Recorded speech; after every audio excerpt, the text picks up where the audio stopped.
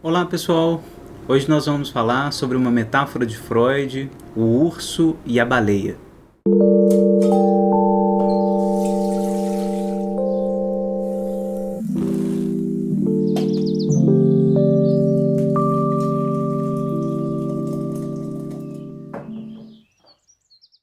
Pessoal, Freud utiliza uma metáfora por duas vezes, a mesma metáfora, o urso e a baleia. No primeiro uso dessa metáfora, no caso clínico O Homem dos Lobos, o Freud diz o seguinte, lendo aqui na edição da Autêntica, o comecinho da parte 5, algumas discussões, foi dito que o urso polar e a baleia não conseguem travar uma guerra entre si, porque cada um restrito a seu próprio elemento não estabelece contato com o outro. Para mim, fica igualmente impossível discutir com trabalhadores no campo da psicologia ou das neuroses que não reconheçam os pressupostos da psicanálise e considerem artificiais os seus resultados. Mas, paralelamente, desenvolveu-se nos últimos anos uma oposição por parte de outros que, pelo menos segundo sua própria maneira de ver, encontram-se no terreno da análise, não contestam sua técnica e seus resultados e apenas se consideram autorizados a extrair outras conclusões do mesmo material e a submetê-lo a outras concepções.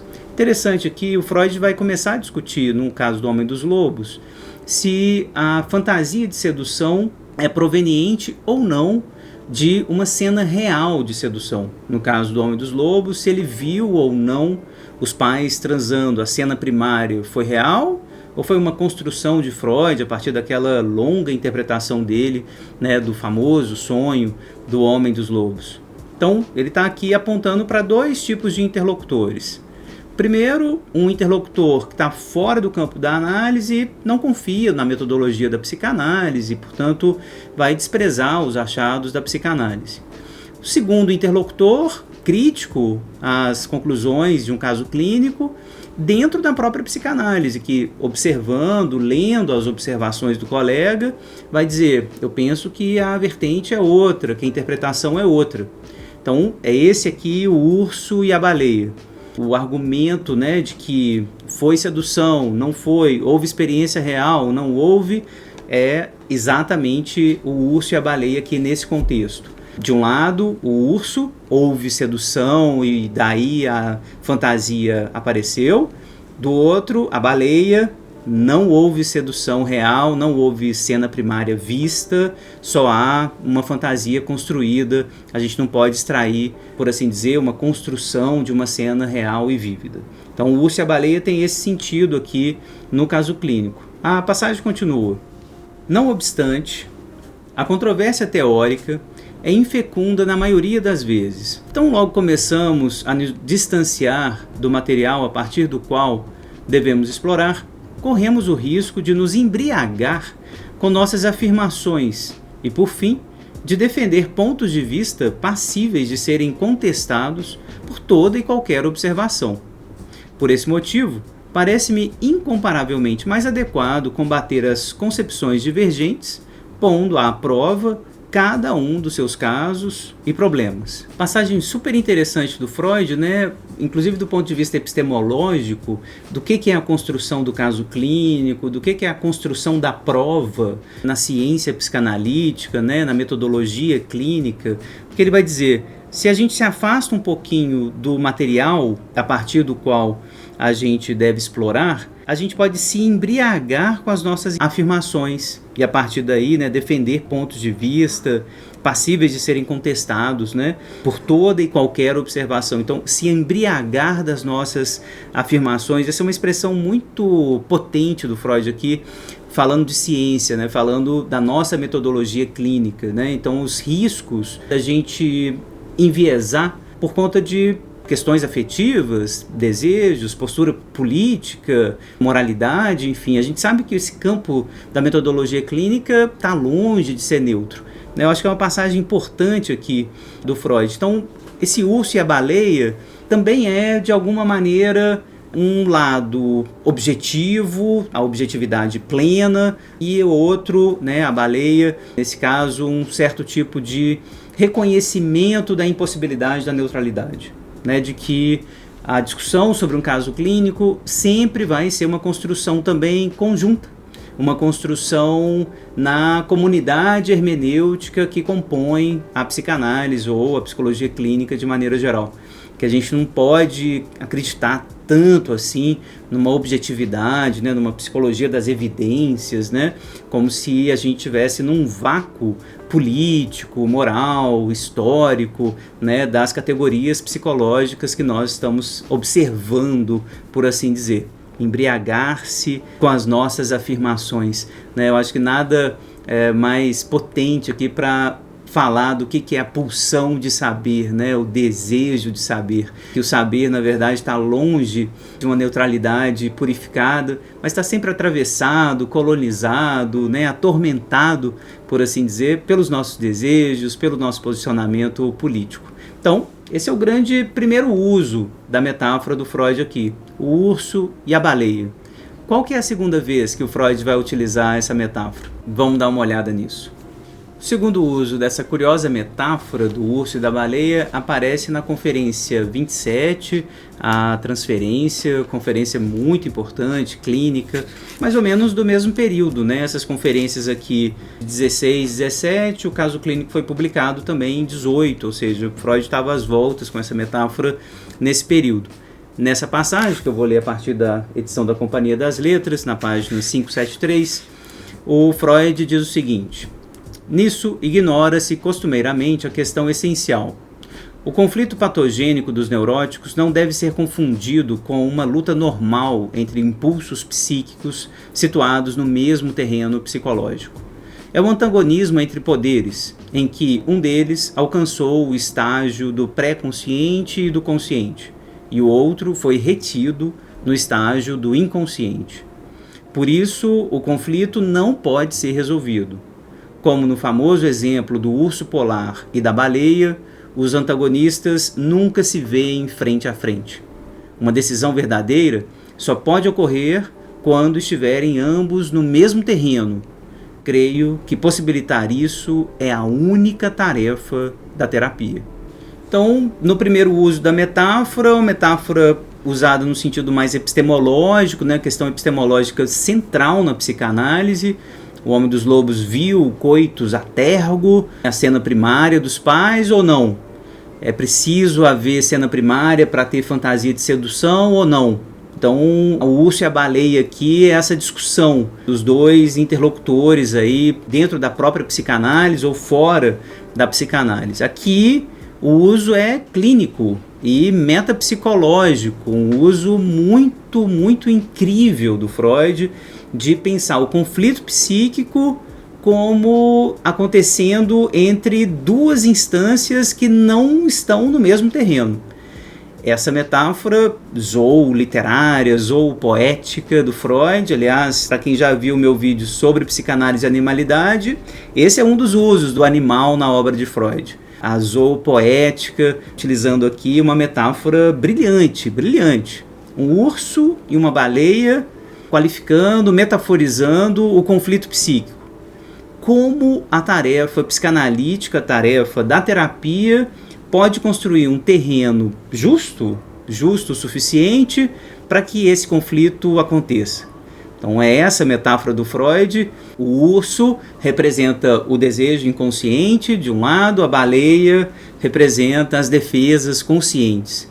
Animais completamente distintos, fora de contato num terreno único que possam levá-los a um conflito justo. Essa ideia do Freud torna a psicanálise um tipo de empreendimento no qual a fabricação de um ringue justo, insisto nesse adjetivo, porque me parece aqui uma questão de justiça a partir da qual os dois envolvidos podem, lado a lado, usar todas as suas forças, todas as suas defesas para se enfrentarem de alguma forma. Se a gente, por exemplo, nessa zoometáfora, nessa zoopoética, coloca os dois na terra, o urso, claro, leva vantagem. Se a gente coloca os dois no mar, claro, a baleia certamente vai levar vantagem. Então, a ideia é como pensar num terreno, uma lógica onde o conflito pode se estabelecer de forma justa, de forma a não desfavorecer nem o desejo inconsciente, nem as defesas, porque os dois têm alguma razão de ser na história de cada sujeito. No contexto das teorias, também, a metáfora zoológica aqui diz que não há espaço para o diálogo entre oponentes teóricos, né, de diferentes teorias. A gente está fadado dentro da psicologia, por exemplo, de um lado a psicologia baseada em evidências, do outro a psicanálise, a não encontrar um espaço razoável, justo, honesto, de diálogo, de embate crítico, respeitoso, cuidadoso um com o outro. Não há um terreno justo. Insisto no adjetivo mais uma vez para não dizer neutro, um terreno neutro, porque realmente eu não acredito num terreno neutro, mas um embate razoável, respeitoso, no qual a gente esteja atento, inclusive, sobre as condições de possibilidade dessa conversa acontecer. A universidade, num certo sentido, desde Kant e o seu texto genial, O que é o esclarecimento, a universidade parece ser, ou deveria ser, o espaço no qual esse combate pudesse se dar de maneira justa. Né, os dois oponentes, os dois teóricos, mesmo as diferentes teorias psicanalíticas dentro da universidade, possam de alguma maneira conversar entre si. A universidade poderia ser esse exemplo, poderia ser esse lugar onde a gente dá conta de suportar as diferenças, de acolher as diferenças. Claro, não há essa neutralidade. Desde Bourdieu, a gente sabe, né? Leiam lá o Homo Academicus do Bourdieu, vocês vão ver como que o saber vai também se construindo a partir de jogos de poder, os mais sórdidos, os mais economicamente variáveis, né? Enfim, moralmente instituídos. Não há neutralidade na construção no que tange a sociologia do saber, a gente sabe disso. Existe um certo tipo de argumento de autoridade que essa metáfora do urso e da baleia acaba trazendo. É como se, no limite, a gente pudesse dizer para o outro: ei, baleia, você é um urso. Você acha que é uma baleia, mas você é um urso, você não passa de um urso, né? Por exemplo, quando psicanalistas de determinada escola dizem para outra escola: ah, Winnicott? Não, Winnicott não é psicanálise. Isso não é psicanálise, não é psicanálise de verdade. Eu já ouvi isso, né, de algumas escolas hegemônicas da psicanálise. É estranho, não é? É como se a gente colocasse o outro num outro campo a partir do qual a conversa não pudesse se estabelecer. O diálogo acadêmico, é claro, é tenso, e ele nunca é apenas racional. Ele nunca vai se estabelecer apenas nas regras teóricas e nas regras racionais do debate. As nossas escolhas teóricas são profundamente marcadas pela nossa história afetiva. Não é sem libido que se acredita numa teoria. Saber, conhecer, traduzir o mundo em teorias são processos também pulsionais, sujeitos às vicissitudes da pulsão. Eu amo, eu odeio, eu não quero saber, eu tenho raiva de quem sabe, né? Exatamente por saber disso, torna-se fundamental no campo das disputas simbólicas, mais uma vez penso em Bourdieu, a constituição de um terreno forte o suficiente para sustentar os dissensos, as discordâncias, quiçá as impossibilidades de diálogo. Pode ser que haja mesmo uma impossibilidade. Mas o terreno tem que ser justo. No meu entender, esse terreno só pode ser a universidade mesmo. A universidade é o único lugar onde a gente vai poder realmente conversar sobre dissenso teórico. É uma universidade, claro, como Kant pensou, comprometida com o pensamento crítico e com a sobrevivência da diferença. Então eu preciso, por exemplo, ter um movimento enfático, concreto de contratar professores de diferentes teorias, diferentes perspectivas, estar atento à manutenção do múltiplo no universo universitário. A gente está. As universidades, né, os departamentos de psicologia estão efetivamente comprometidos com o múltiplo, com o diverso, com a alteridade? dentro das suas próprias teorias. Eu não digo só da psicanálise, que eu conheço bem o campo, eu sei que há uma dispersão enorme de saberes, né, dentro da própria psicanálise. No departamento de psicologia que você estuda, ou na escola de psicanálise que você estuda, quantas teorias você efetivamente estuda? Quantos autores? Para pensar nessa hagiografia que tem se tornado o estudo da psicanálise, né? Só estudo Lacan, só estudo Winnicott, só estudo Bion, só estudo Klein, só estudo Laplanche. Essa hagiografia bizarra, antipsicanalítica, né, que tem se tornado a formação em psicanálise ou nos cursos de psicologia, o que é pior. Quantos autores da psicologia social você efetivamente estuda? Ou, por exemplo, da TCC, ou da análise do comportamento. Como se dão as dispersões, conflitos, dissensos críticos dentro da teoria que você estuda na psicologia clínica? Eles existem? Se não existir, gente, há um problema muito sério acontecendo. É óbvio, porque a gente sabe, psicologia não vai ter consenso, não vai rolar, a gente não é um tipo de engenharia, de materiais, etc. A gente está dentro do campo das ciências humanas, portanto, como Freud diz, a gente pode se embriagar muito fácil com as nossas afirmações. O segundo uso da metáfora é brilhante da parte do Freud. Como é que a tarefa analítica, o trabalho de análise, a perlaboração vai tornar esse conflito possível, essa conversa possível entre o inconsciente, que não é uma linguagem, aí eu estou falando a partir do Laplanche, não é uma linguagem, não é nenhum tipo de mensagem decifrável em termos de linguagem de um sujeito, né? Para o Laplanche é absurda a ideia de um sujeito do inconsciente, por exemplo. Como conversar, fazer conversar isso que vem do inconsciente, coisas, representações, coisas, impulsos afetivos, excitações sem nome, marcas não identitárias, com toda a defesa, que é pura linguagem, que é identidade, que é uma rede tecida para fabricar sentido. Como fabricar, então, um terreno onde essa conversa pode acontecer? Como tornar isso possível? Como, sem cair no sem sentido disruptivo do inconsciente, um sem sentido generalizado, nele mesmo, no inconsciente, não tem um sentido, né? De um lado, e nem na simbolização sintética, compulsiva do eu. Né? De um lado, a simbolização sintética, síntese, síntese, síntese, sentido, o tempo todo, o eu só faz isso. Do outro lado, o inconsciente na sua disruptividade, essa multiplicidade de desejos, de impulsos, de coisas, restos, rastros, cujo sentido sempre escapa, cujo sentido é sempre proveniente desse acoplamento da palavra, né, como Freud ensinou nos textos dele sobre o inconsciente. Como é que a gente vai tornar esse conflito possível, esse diálogo possível?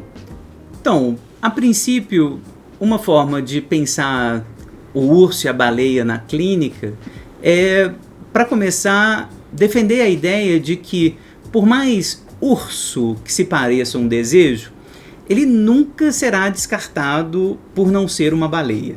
É importante tentar pensar metaforicamente aqui com Freud, né?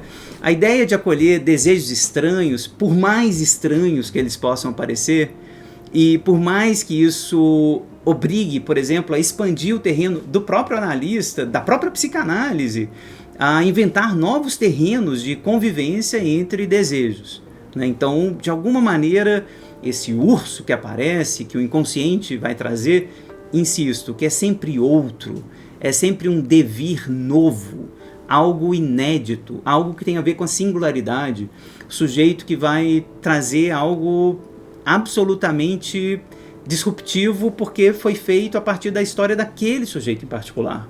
Eu tenho que abrir espaço para isso e não correr para transformar esse urso numa baleia absolutamente homogênea, conhecida, previsível, etc. Então, manter a alteridade do inconsciente. Esse é o exercício do analista. Como diz o Laplanche, ser o guardião do enigma. Fazer com que o inconsciente permaneça, de alguma maneira, com o seu caráter enigmático. não ter tanta pressa na tradução daquilo que os pacientes vão trazer como parte da história infantil, sexual deles para dentro da análise. Do ponto de vista teórico, primeiro uso da metáfora do Freud, a gente também tem que defender uma psicanálise plural. Ou a psicanálise é múltipla, ou a psicanálise vai morrer. Vai morrer em nome de uma hegemonia de um mestre que sabe a verdade sobre a psicanálise. O grande herdeiro de Freud, aquele que sabe retornar verdadeiramente a Freud, o que sabe ler de verdade, o que sabe decifrar, o grande mestre que sabe ler e aqueles, todos os outros, né, são coitados, uma espécie de ursos, enquanto a baleia magnífica, só ela sabe ler, sabe acessar o grande texto freudiano nas suas entrelinhas, naquele alemão que só ele soube traduzir. Essa imagem de uma psicanálise hegemônica, centrada em torno de um só mestre, centrada em torno de essa psicanálise certamente está fadada à morte. A gente só vai sobreviver enquanto teoria se a gente insistir na nossa pluralidade.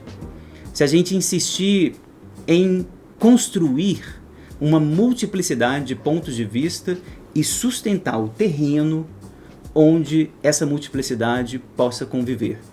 Num certo sentido, a psicanálise precisa de uma dose antitotalitária no seu campo epistemológico. Ela mesma, a psicanálise, é e deve ser uma vacina antitotalitária no campo do saber o tempo todo. É ela que vai ter que apontar, podemos pensar diferente, há outro ponto de vista. Não só a psicanálise, as ciências humanas, esse é o papel das ciências humanas. A psicologia, a sociologia, a antropologia. Podemos pensar diferente, há outros mundos possíveis. Só as ciências humanas somos capazes de fazer isso. Não é tudo baleia. Tem urso por aí, olha lá. Vamos tentar pensar num terreno possível para fazer essas coisas conversarem. Essa é a tarefa não só interna, próprio exercício da psicanálise, mas também externa. As ciências humanas precisa ser a voz que defende o diverso, ser aquilo que defende o múltiplo, contra o contra o imperativo do mesmo.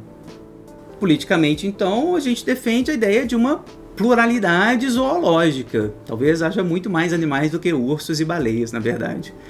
Trata-se de uma meta utópica, claro, né, mas irrenunciável, do ponto de vista do compromisso político-epistemológico da psicanálise. Encontrar e fabricar um terreno no qual seja possível o diálogo entre as diferenças, por mais radicais que elas sejam. E há diferenças muito difíceis de conciliar, de conversar, de fazer um debate justo, um debate honesto. Psicologia das evidências, baseado em evidências, quase uma revelação divina, e o pobre método clínico, baseado em livre associação, e a pobre observação clínica do psicanalista. Não, você é um mero urso, sai para lá, o campo aqui é só das baleias. O espaço público, o espaço da universidade, deve ser esse espaço fortalecido para que essa pluralidade zoológica, as nossas crenças e os nossos desejos possam se movimentar com mais liberdade. Então, a gente tem um imperativo antitotalitário, nesse sentido, um imperativo democrático. Democrático no sentido de que mais pluralidade é melhor, sempre, sempre. Esse é o ideal utópico da democracia. Construção de espaços seguros para que a pluralidade das diferenças possam sobreviver, possam se expressar no mesmo campo de direito, com os mesmos direitos. Uma pluralidade infinita de existências, de desejos, de crenças, desde que, claro, e é isso a definição de democracia, desde que nenhuma dessas crenças e desejos visem destruir todas as outras crenças e desejos. Então, o imperativo antitotalitário da psicanálise está no centro também da sua perspectiva epistemológica. que constitui o saber da psicanálise é o desejo de saber, e esse desejo de saber, por definição, é infinito, articulado ao inconsciente.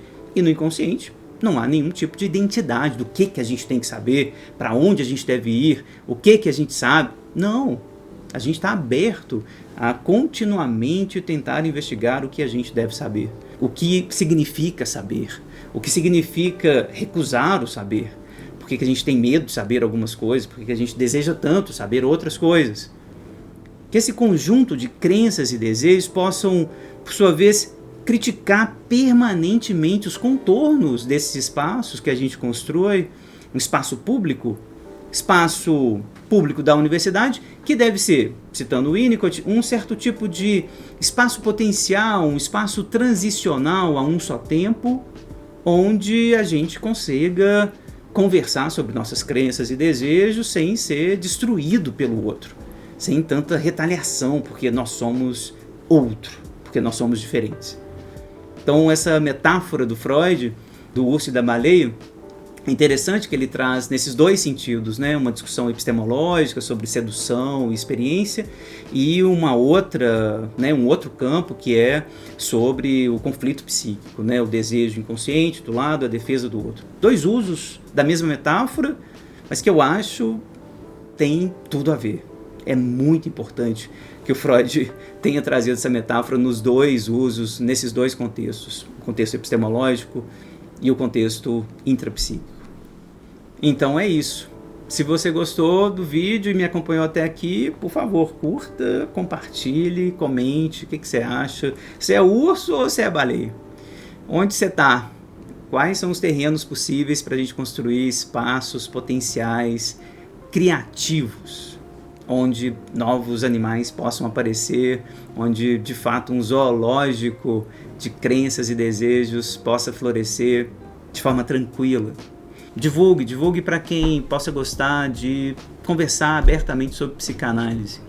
Isso aqui é um projeto de extensão da Universidade Federal de Minas Gerais, um espaço potencial crítico e criativo, espero, no qual a gente pode discutir abertamente sobre crenças psicanalíticas sem acreditar demais nelas. Até a próxima.